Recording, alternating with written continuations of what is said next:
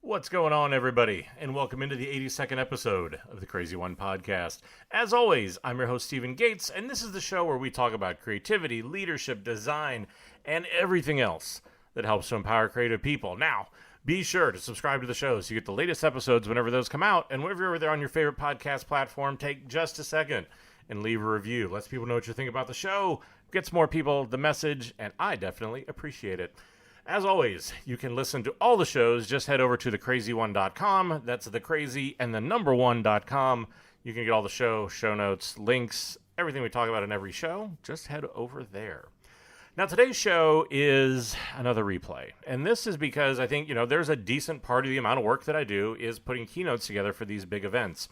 The last episode we did was one that I thought was super, super important. It was a discussion about innovation with myself, Sina, and Greg Larkin.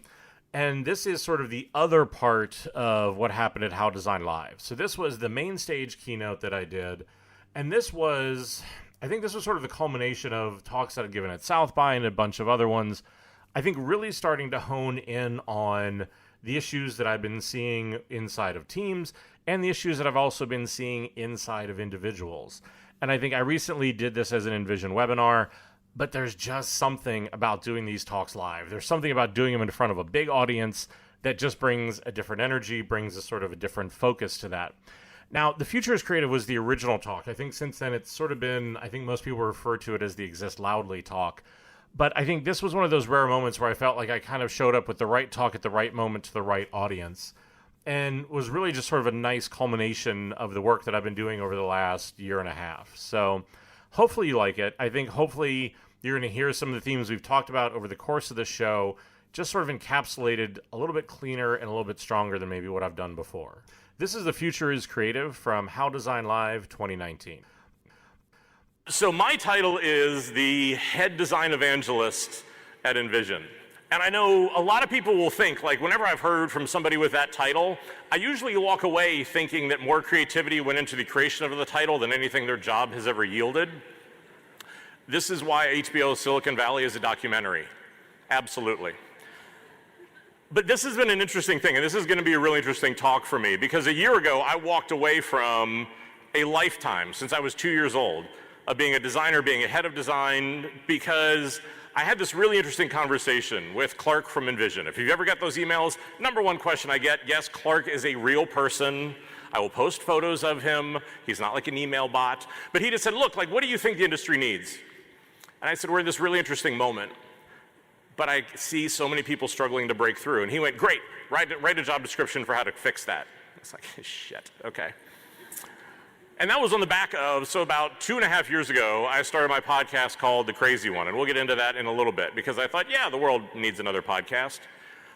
But these are kind of like two real passions of mine. So, just to kind of give you a little bit of background on this, in InVision, we sort of look at design and look at the world through three lenses. We look at it through platforms, so obviously this is a major part of what we do. 100% of the world's Fortune 100 brands use our tools. If you're building digital product, you are probably building it with our tools. We've recently launched Studio, Design System Manager, a lot of really cool stuff. If you just think we're like that cloud platforming, prototyping company, go take another look. But the space where I really occupy is those top two. In people, in what happens with a company, and cultures of the teams that are around the world, and practices, and what are the processes and methodologies. And like Amy said, I have spent the last year traveling the world, working with the you name it of design companies. And the interesting thing for me, and the reason why I wanted to bring this talk, was because what I thought, I sort of had this hunch, right? I had this hunch that something was going on. And after I went through, and these are some of the companies we work with, I realized the hunch maybe went a little bit deeper. And so what I want to do for this next hour, I want to be honest. And that's not a typo. I want to be honest with a capital H. There'll be other typos. People will tweet about them. It'll be a lot of fun. But that's the one thing that I've discovered. I've worked with some of the most amazing, most prolific design teams anywhere in the world. And I watch what they go through. I watch everybody being here. Something brought you here. So what I want to do is I want to have an honest conversation about what is the moment that we're going through right now, and what do we need to do to start affecting some change. And we're going to start by just with a couple truths. And the first truth is that, look, if I'm going to be totally honest, what the hell does the future is creative even mean? Right? You go see that. It's like, oh, that's great. But if we're being honest, that's written to appeal to the hope and insecurity in all of us. As creatives, we are a broken people. We will get into that more in a moment. But that's the thing, right? Because that's why we come. We all feel like, oh my God, I could be doing it better. Man, everybody else is doing it better. There's a lot of hope in that. But that's the hope and possibility. For the last decade, I have been saying this. We're in a moment in time where, as creative people, we have the ability to affect business in ways that we have not seen since the Industrial Revolution. The fact that I was a global head of design at a financial institution, the fact that there are chief design officers that are out there, the fact that I was in the back of a cab in New York City just a week ago and saw the words design thinking on that annoying little television that always blares in the back of the cab whenever you're in there, means that we're having a moment. But the interesting part is that with opportunity, so often comes reality and insecurity. Because what I see is so many people are struggling to break through there. One of the things that we did at InVision a few months ago is we did the world's largest look at what was the current state of design maturity in the world today. Because I think in a lot of cases, if you want to actually have a conversation about how your company is doing, you need to have a realistic baseline for where that goes. And what we did is we went through and created this study. There's an amazing, brilliant woman who I work with named Leah Bewley.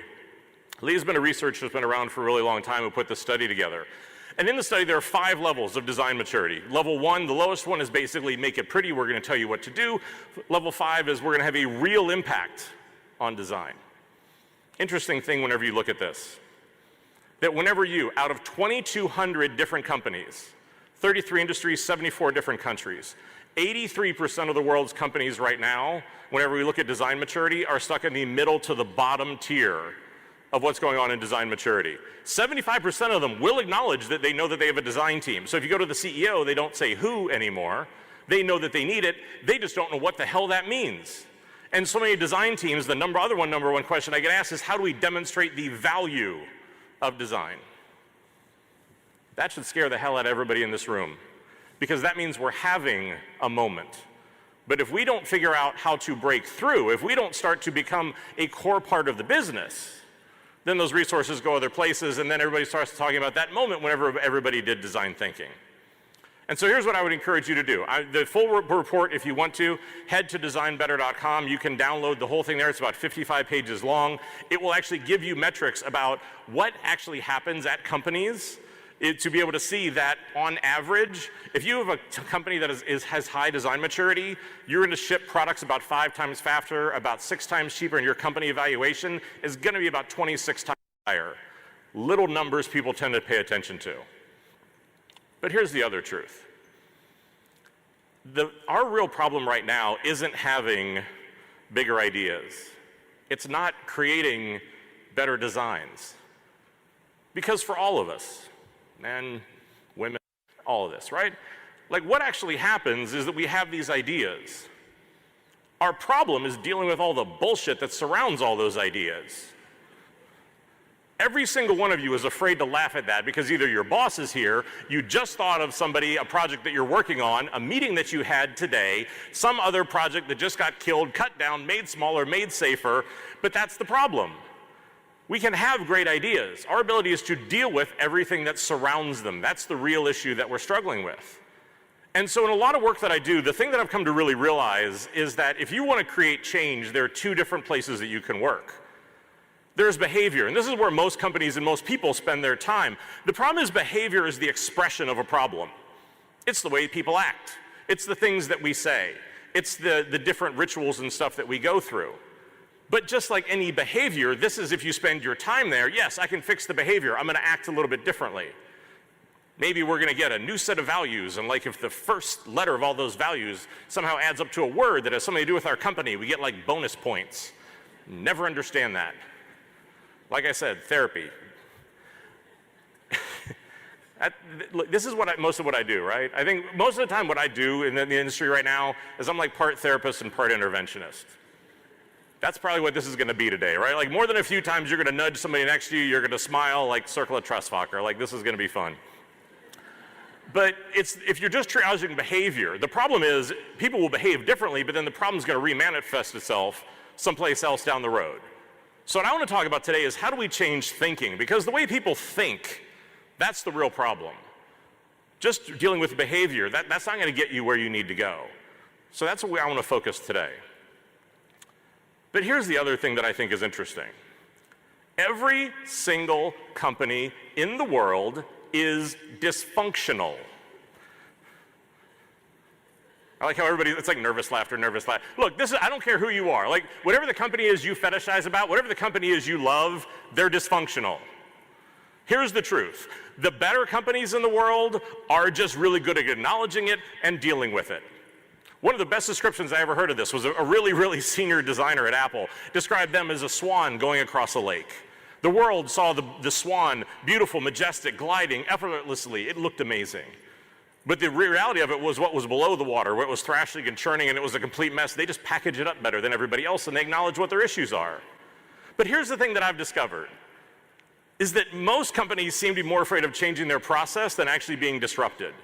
It's amazing to me. I had a meeting with a company not too long ago. This sat like a pink elephant in the middle of the room the whole day. At the end of it, they asked me, they said, Steve, what's our superpower? What are we really good at?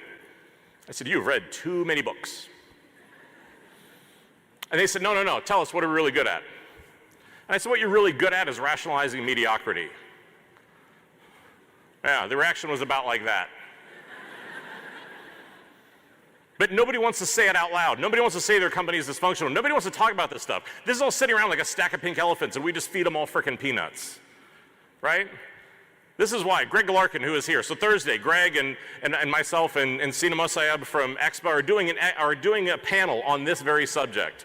Because in Greg's book, this might get me fired, he really got me onto this theory that I started to think about how for most companies right now, because of the way their processes are, because of how afraid they are for so many things, the innovation that they need will probably not be authorized. As I even look at what happened in my own career at Citibank, at Starwood, all the work that was innovative was only innovative in hindsight. It almost got me fired on the way there. That needs to change, because at a certain point, what the organizations say and what they do has got to start to match. Because what happens in most organizations, again, if we're being really honest, CEO, visionary, talking to the press, doing a lot of this stuff about what do we want to do at our company? This is who we want to be. Sounds really good. Yay. But then they have their leadership. And isn't it funny how that messaging never seems to make it down past the CEO into the organization? They talk about it a lot. We company meetings, this is what we're doing, but then wherever you actually say, great, how's that coming down the organization? Doesn't happen. So then what happens? We have a whole bunch of innovation theater.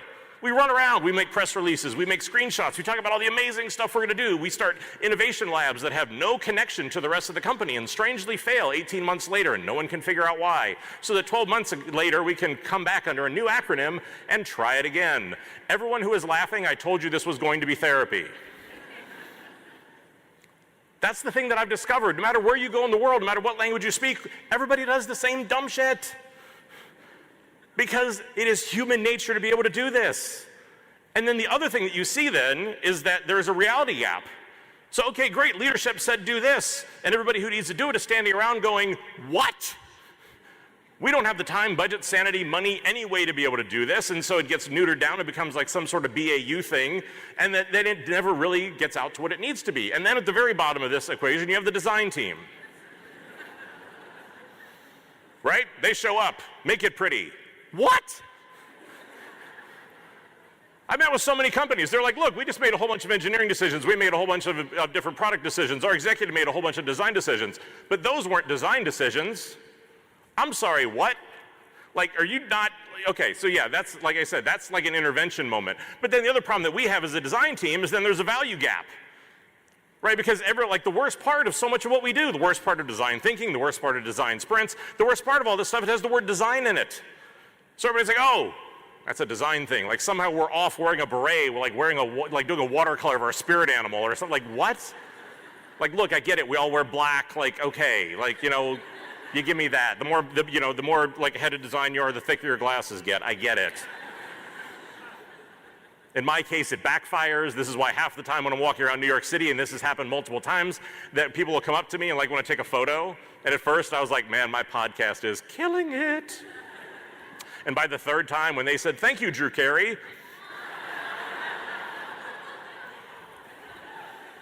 welcome to my world. But this is the problem, right? Our companies work like that. And again, we're all aware that this is going on, but we don't talk about it. We can't figure out how to do it. And I said this before, but I've never seen this said out loud. Every single one of us, if we are being honest, feels broken. I work with so many leaders in so many different places where like at least once or twice a week, someone is crying. Because they're like, look, I don't understand if I'm doing this right. I don't understand what is going on. I don't understand, like, I feel like I'm doing it wrong. But isn't it amazing? Like when you go on social media, everybody's like tall and beautiful and perfect and everything on Dribbble is amazing and like filled with typos and like all kinds of great stuff. Like that's what I want to do. Like how about we do this? How about if this year for Halloween, we all go as who we pretend to be on social media? That would be amazing.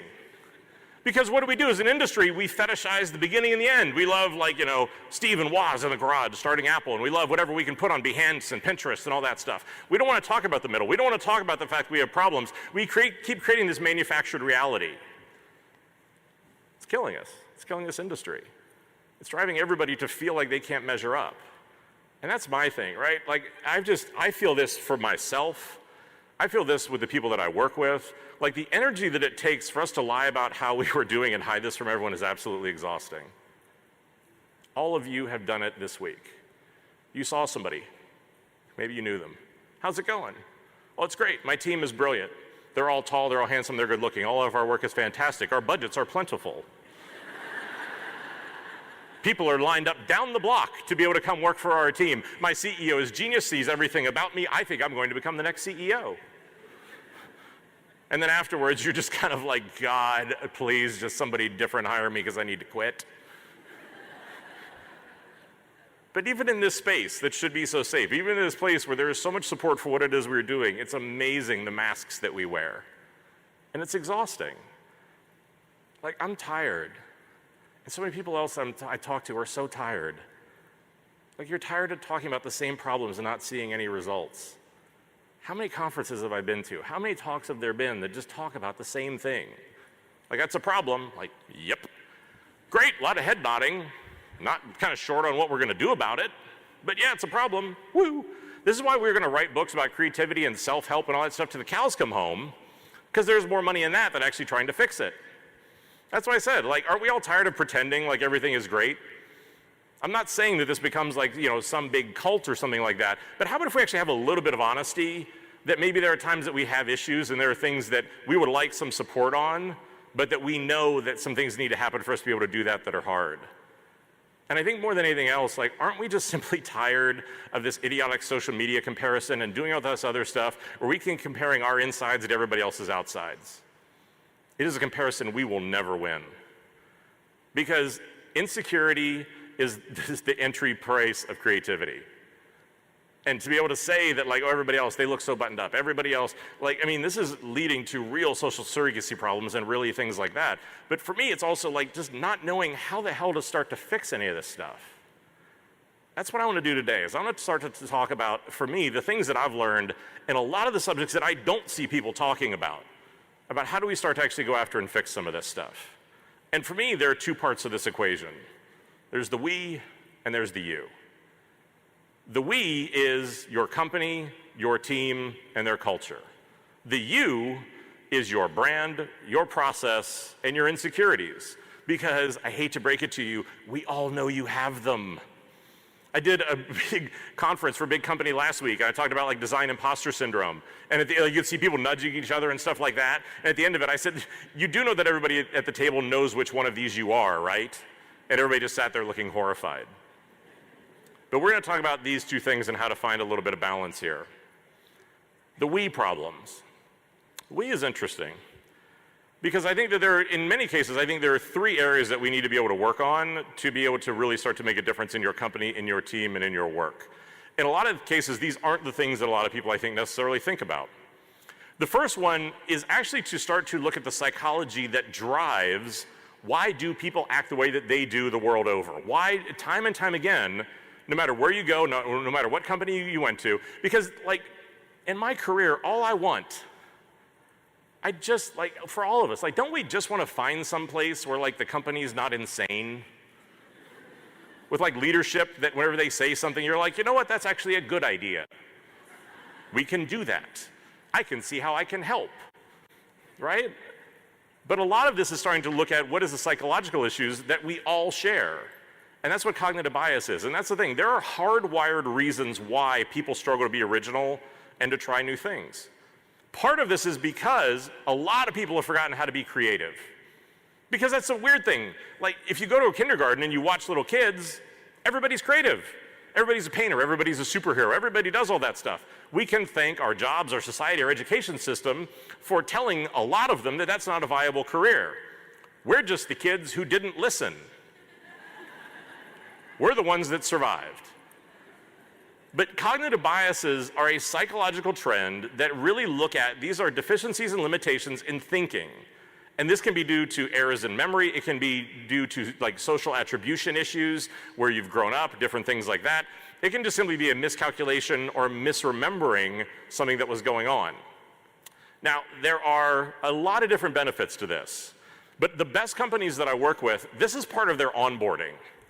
Because for them, they know that if people are able to understand this, there's a shared vocabulary that they can then use to talk about human nature and actually be able to hold each other accountable to this stuff. Because without it, what happens is we have no ability to look at people and say, look, this is why you're doing this. What we do is say, you are frustrating, you are stupid, you don't get it, right? Like this is why for so many ad agencies, there was like the agency version and the client version, because we didn't understand how to deal with cognitive bias. There are 12 different types of cognitive bias. And don't be afraid, this is not a psychology class. We're not going over all 12. But these are what they are. And in that link, there's a link to actually, if you want to go and find out more about these, you can find all 12 of these there. But what we're going to do is we're going to focus on 3 of them.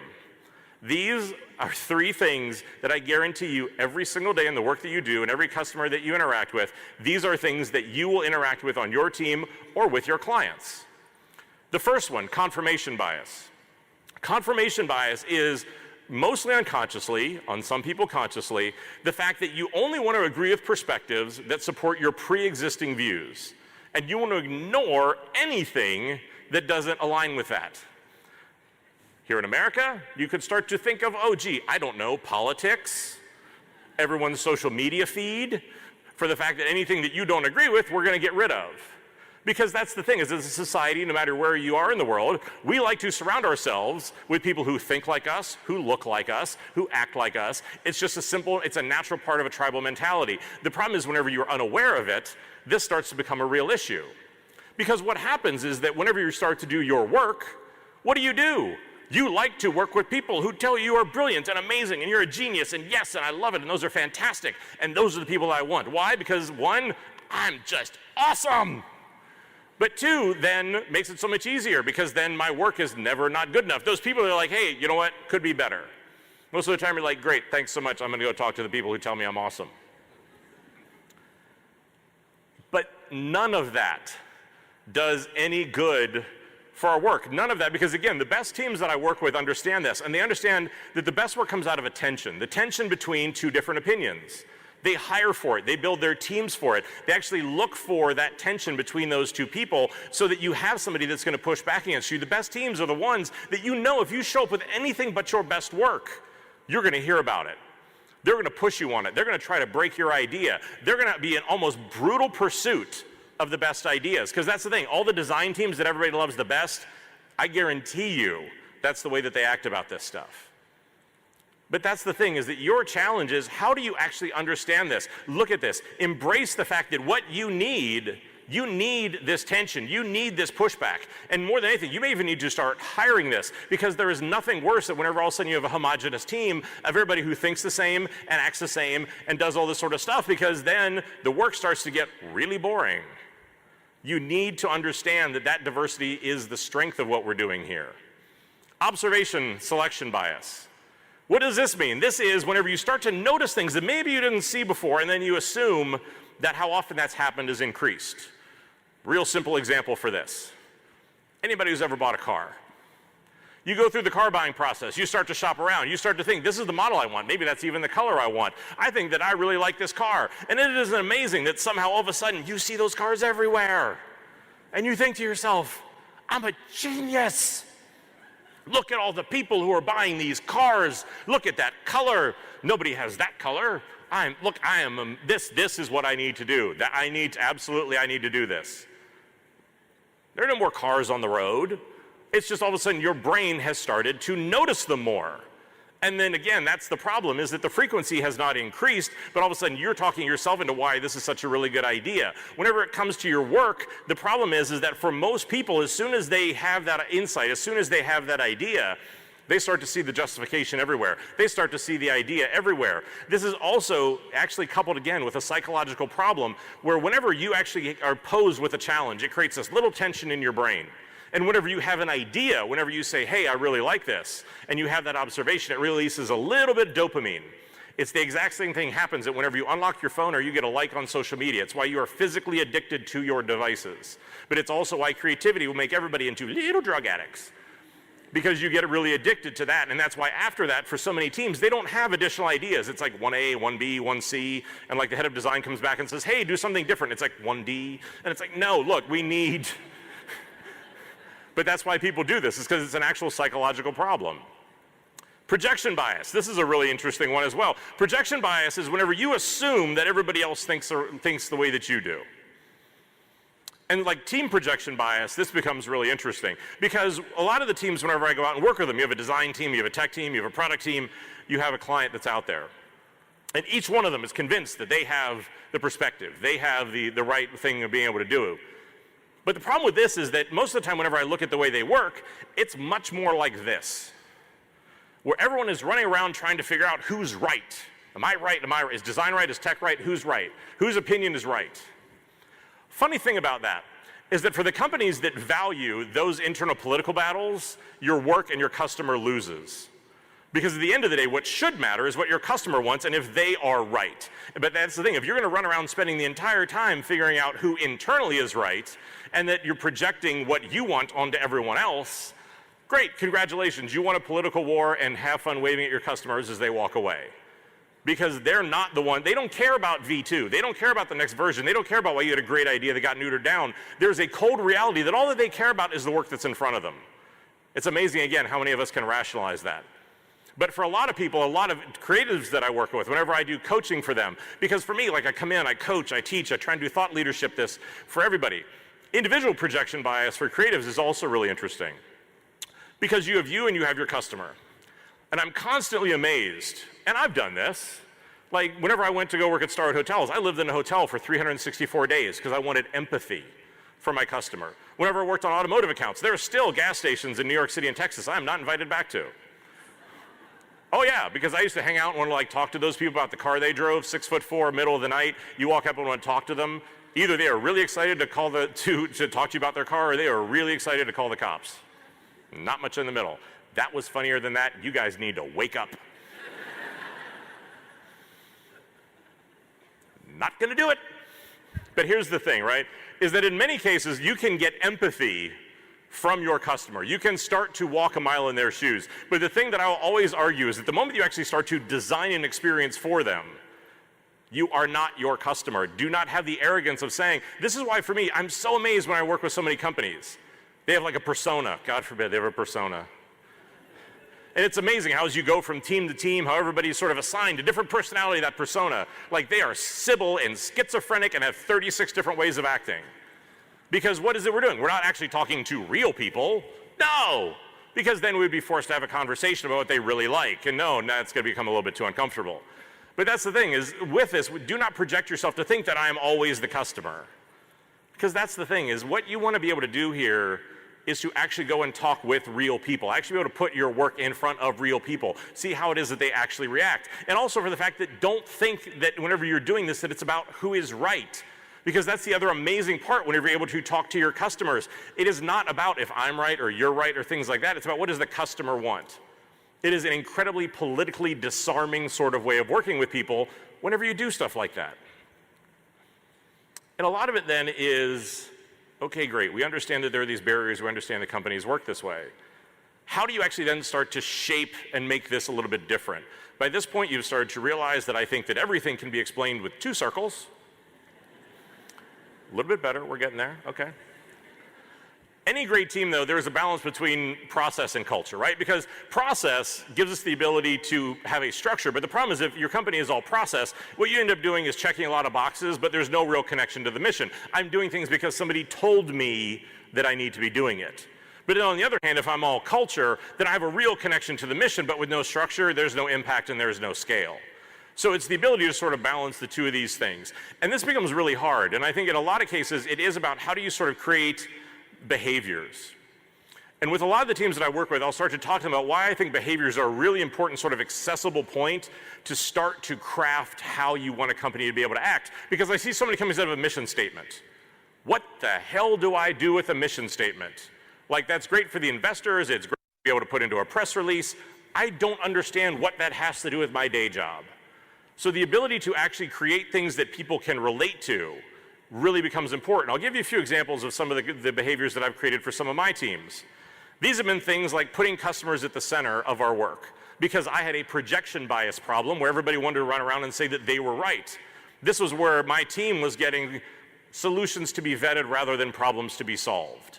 And that became a real issue. So for this, I wanted to have this behavior because every time we did anything, I needed an acceptable way for everybody to say, look, we have to change the source of truth.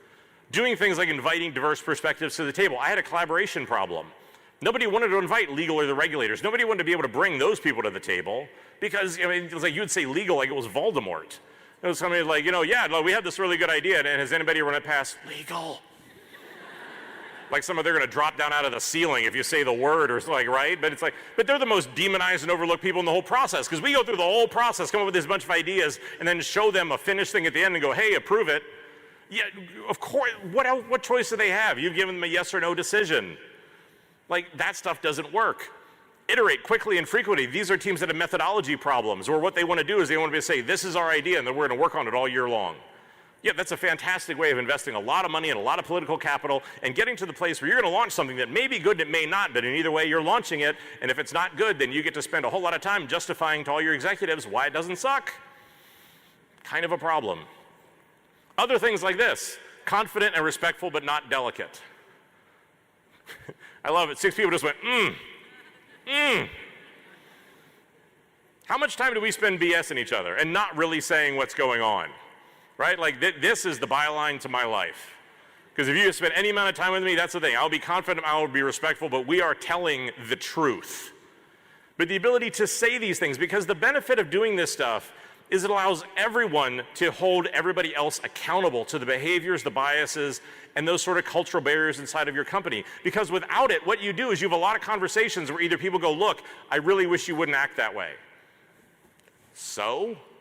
Or, we're not going to let you act that way, and then you sort of get to become the surrogate asshole, neither of which are outcomes that are really good. But the ability to say, look, guys, we agree that we're inviting diverse perspectives to the table. We agreed that we're going to be honest. The ability for the team to have that conversation, and so that they can have that conversation without leadership in the room, makes a massive, massive difference. And here's the other secret I'm going to tell you. None of it's going to be rocket science. But apparently what is writing it down and holding people accountable to it. Because that apparently doesn't seem to happen very often.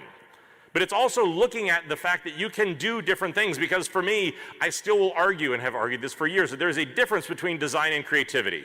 Teams that are commodities base their value in design. Design is the visual expression of good thinking. Creativity is what companies want. They want the ability to be able to think. They want the ability to be more consumer-centric. They want to solve problems different ways, but everybody, like we said before, has forgotten how to do that. So whenever we think about this, whenever we think about design thinking and design sprints, this is a way to be able to show them the way back to be able to do this. And what it allows you to do is to have this like Trojan horse for change. But it's also understanding that what we do really well is that we are used to jumping off the cliffs and building our wings on the way down, assuming we're not going to like Wile E. Coyote into the bottom of the canyon whenever we get there, because we are used to that sort of being uncomfortable. Everybody else in your organization is not. That terrifies them. And so our ability to do that stuff becomes incredibly important. But that's the thing, is that it empowers your team to be the one that can guide this process. It empowers your team without touching an org chart, without ever having a political move, without having to have a conversation or a reorg or anything else. All it is can let us help you have better ideas. It is amazing how powerful that can become just to say, look, we're going to help you do this. Now let's talk about you for a little bit. Again, people, As creatives, we've got to get comfortable being uncomfortable. Comfort for me is the enemy of greatness. Because the ability to just simply say that, like, I've done this and it's been successful, so I'm just going to keep doing it, sounds really good. It's amazing how it doesn't hold up. And I think that for me, here again, there are three things that I want to talk about. I want to talk about, for you as an individual, the importance of understanding and talking about your brand, understanding design imposter syndrome, and maybe someplace we need to start looking for some new answers. Now, your brand is a really interesting thing because I think for a lot of us as we look at our career, there's a tension that I think we're all sort of innately aware of, but don't tend to talk about or look at too much. Because what it is that for your current company, they want a team player. They want somebody who is there investing in the team, investing in the company 100%. But then an interesting thing happens. You decide maybe you want to move on, maybe you want to get another job, maybe you want to do something different. And now here's this interesting thing. Your next company wants to know, what have you done as a unique and strong individual? And building your brand becomes a really interesting thing. I've spent 15 years with companies sort of allowing me to do it and being really cautious about it, because what it allows you to do is to do this interesting thing of just not accepting what this industry gives you, but to take some amount of control in it. I can't tell you how frustrating it is for how many creatives I talk to, and when I talk about their new job, they say, yeah, this is what I could get. This is what was available. And then it's amazing how 15 years down the line, they're like, yeah, no, I'm gonna like go open like an herbal holistic surf shop or something. I'm like, I don't, like, what? But it's just like, there is this idea that for us, and so often with a lot of our companies, it is discouraged to think about having some amount of leverage or power whenever it comes to be actually being in the bargaining table. And the other problem with this is that I see hundreds of resumes. I talk to tons of emerging designers. It is amazing in those resumes that I see how pointless they all are. They are filled with these overused cliches, this business speak. They say nothing about who the person is. And most of the time whenever I press them, I realize because that person is not ever actually spending any time thinking about it. The two interview questions I ask the most to trip people up the most. One, can you actually tell me how you have an idea? Amazing how many crickets that gets. The second one is, can you tell me what you need to be happy? I've had people who have come back 48 to 72 hours later saying they have not slept because they have no idea what the answers are to those questions. If you were sitting there going, wow, maybe I should figure that out. It's amazing how methodical we are about our work. It's amazing how methodical we are about our clients and about our business. And it's amazing how happenstance we are with ourselves, where we'll just kind of say like, hey, whatever happens, happens. I do not believe in that. And the other thing I would tell you is your brand is not where you worked and it is not where you went to school. It is amazing to me how many resumes I get, and it's like, here's where I worked, here's where I went to school. So, like, what makes you different? What, like, if this is your first introduction is just kind of like, peace, that's it. It's like, what? Like, that makes no sense. So this is the thing. Your brand needs to have four things, and I want people to think about this. The first thing that it needs is some level of consistency, meaning that you need to work on your brand like it is another job. Don't just be like everybody else whenever I can tell that you're about to quit your job, because all of a sudden you're asking for LinkedIn recommendations and you've updated your photo, and all of a sudden you haven't been on Twitter for 3.5 years, but wow, you're tweeting every day. And as I can tell you, your boss probably knows it too, but the ability to actually invest in your network, because the thing I can tell you, I've been laid off from 2 of my last 4 jobs. I've been laid off with my work running globally in an Apple commercial. If you think that you are safe in your job right now and that a business cannot come in and change that, you are kidding yourself. The ability to invest in this and so your network is there, so your brand is there when you need it, is incredibly important. It needs to be credible in the fact that it actually needs to represent you. Because I can tell you, it is exhausting to run around pretending like you're somebody you're not. And also this funny thing happens that whenever somebody hires you thinking you're somebody you're not, the job doesn't tend to work out too well. And also because there's this little thing that, like, for creatives, we tend to smell BS better than most people. So again, the ability to actually be credible and realistic, like do this crazy thing in your portfolio. Instead of just posting a screenshot, how about you actually say what the work was you did? Crazy idea. Because here's the thing, if somebody's gonna hire you because you just posted a bunch of screenshots, it's a job you should not want. Because they're gonna treat you like a commodity and get you to go in there and do a whole bunch of work that you're not gonna be too thrilled about. It should actually be, here's another crazy one, creative. Like, I can tell you right now, I want to find the person who convinced people that putting like percentages for how much you know an application was a good idea. I want to hunt that person down. Because it's like, oh, I'm sorry. Like, yeah, you're 86% in Sketch. Compared to what? What does that mean? Like, I get it that you know it, but like, what? Like, okay, great, we all went on Pinterest and we put in like visual resume, like I get it, right? Like, you know, somewhere, you know, some marketplace made a bunch of money, but like, hey, here's a thought, like, don't quote other people, don't use percentages, don't put your education first. Like, people who quote other people drive me crazy. It's like, yeah, I wanna talk about my creativity by quoting somebody else. What? Everybody who didn't laugh is like, tonight change resume. Update this before we send it to him. No, I do that all the time because people will like send me the resume like, we'd love to work at InVision. I'll write them back lovingly and say, you're not going to, and here's why. It's a broken system. But the last thing is like, look, be memorable. Do this crazy thing, stand out. Own what it is you're good at. It's amazing to me why everybody tries to be different by acting the same. And I know it's scary. Looking for a job, building a brand, is standing in front of the world and going, God, please somebody love me. It's full of trolls, haters, stupid people, so many people that embrace that anonymity of the internet and are so emboldened by it. History doesn't remember well-behaved people. The brands that you love don't do the same thing as everybody else. If you thought about yourself as a product, you would not market yourself the way that you do. And so for me, like with your brand, do these 4 things. Because time after time, resume after resume, portfolio after portfolio, people just go in and put up so many different screenshots, and it is a betrayal to their talent. I see so many amazing people who are not getting the opportunities they deserve because they don't know how to tell their own story. And it's important because it will help you in the job you're in today and the job you have tomorrow. But here's the other thing I will tell you, and this is the way I've always thought about building brands. Build a brand that someone will hate. It sounds strange, but at the point whenever you have built something that is that clear and that strong, it means that it stands for something that a lot of people are going to stand up and say, you know what, I'm all about that. But then other people are going to say, you know what, that's not for me. Companies, brands, and everything else are that way. I was gleefully happy this year. I actually started to get my own trolls this year. Oh my God, I love it. I wish they were more creative and they had more like to do. But like for the fact that they just want to hate me, I'm like, I am so on the right track. This is amazing. Plus, I just, like, I don't find these people and meet them because I'm just fascinated by, like, anyway, different talk. Design imposter syndrome. Isn't it amazing right now where, like, you know, this is what we think we need to learn in art school. This is what we think it's actually going to take to become a successful designer. And then this is actually what it takes to be successful. And this is this whole amazing thing that sort of happened, because what came along with that is like, wow, there's all this insecurity that's going on right now because we're being asked to do so many things that we didn't go to school for.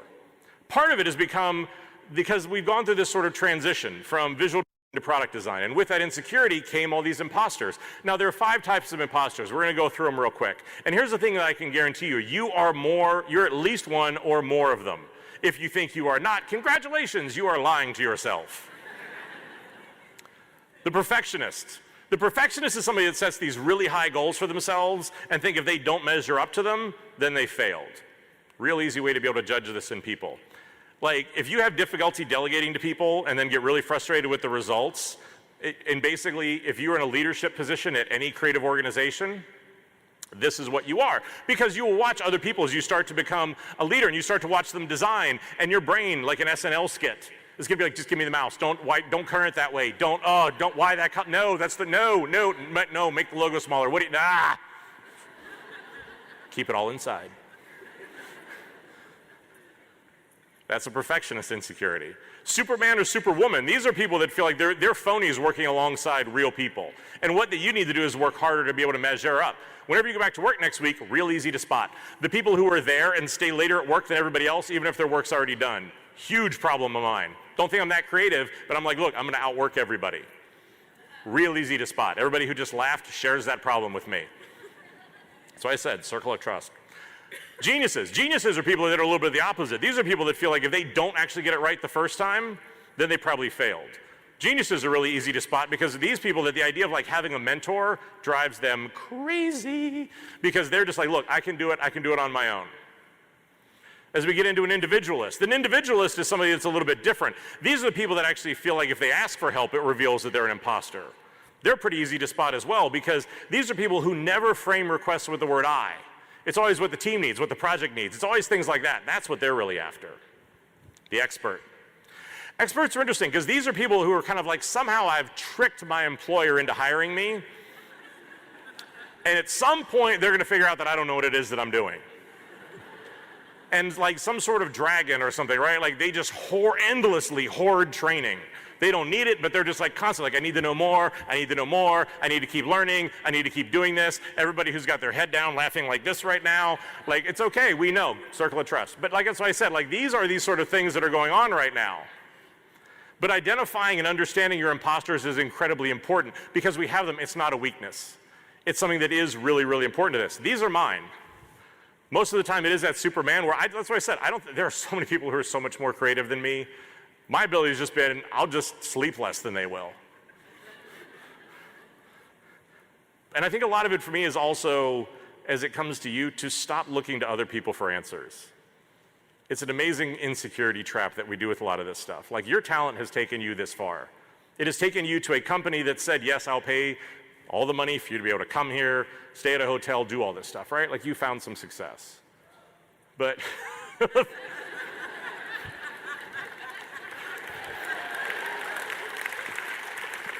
as a speaker, that's all you ever want, right? It's just that one, like, woo, like right from the back. We're gonna party later, I like you. But the problem is that your talent has taken you this far. But the challenge is from here, what's left are the things that are crammed into the dark corners of your psyche. It's the stuff that's uncomfortable. It's the stuff that deals with your childhood, it's the stuff that deals with your parents. It's the stuff that deals with a lot of those sort of things that all of a sudden you're like, I need Dr. Phil on the couch, right? But your ability to deal with that will depend on how successful you're going to be from here. And there are two things that I want to talk about this, because there are so many incredible creative people that I work with who cannot and will not own and love who they are. Because here's the thing I'm going to tell you. Your background is your strength. It is not your weakness. Everybody feels like it is their weakness because maybe they grew up in a situation that wasn't great. Maybe they didn't go to a great school. Maybe they haven't worked at the best companies. There's a gentleman who I'm coaching right now who said to me, like, Steve, I'd love to be able to go out and start speaking. But I'm afraid because whenever I look at my background, I grew up in the South, I worked at a mega church for 10 years, and people are going to think I'm a racist. And I said, well, are you? And he said, well, no, I've got 2 adopted black sons. I'm like, maybe go tell that story then. That's his strength, but he sees it as an insecurity because he's like, people are going to judge me. You have to understand that for so many of us, your backstory is not going to change. This is what I wasted 38 years of my life apologizing for where I came from and what I did and thinking that it wasn't enough. The moment that I started to make peace with myself was the moment my work got better. And the other part of that is that you, from now on, have the answers. So many people come to me for advice. Steve, this is what I should do. What do you think you should do? I should do this. Great. All you're doing is coming to me looking for validation. You know the answer. Stop looking to everybody else for validation for what it is you are doing. You're enough. You're smart enough. You understand what it is you need to do. What you lack is confidence and trust to actually do something about it. So many amazing people, like, I'm sorry, this is why stupid people are successful. Because they're unencumbered by fear. They're just like, yeah, whoo, throw it out there. If it fails, we'll do it again. Screw it. Right? Stop making stupid people famous. But this is my thing, right? Why don't we have these conversations? Right? Why are these things that we are so afraid to talk about? Like one of the things for me that I find it flattering, but I find it very sad, is this. People come up to me after talks and they say, my God, I love listening to you, you're so honest.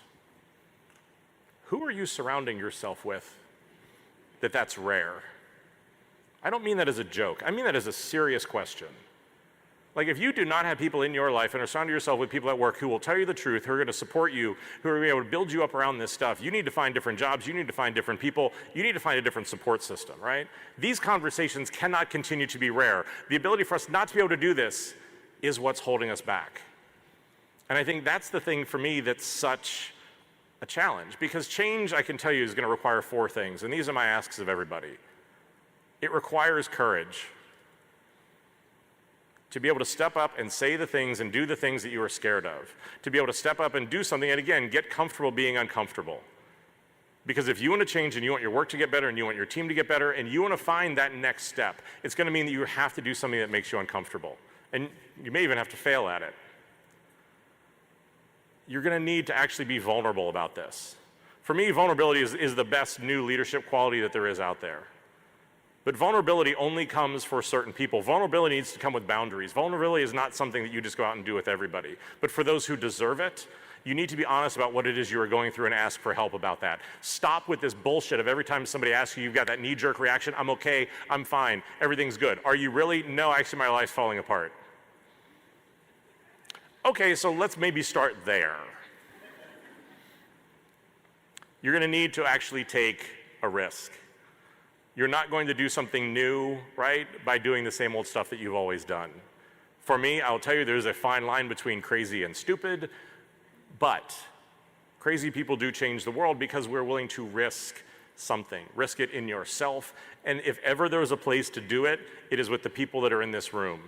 To do it with strangers, to do it with people who, again, you have just met. There are opportunities that surround you in this place to be able to start to take risks and put yourself out there with these sort of people.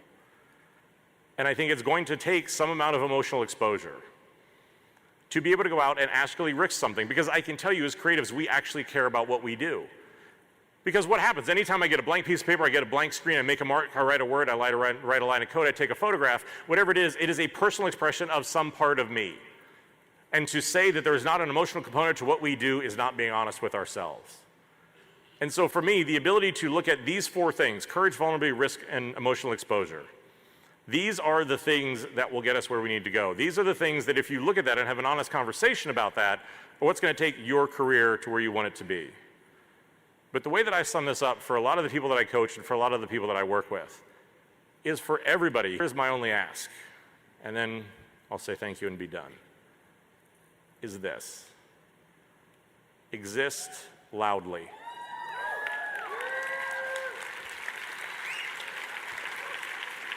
We all have voices that the world needs to hear.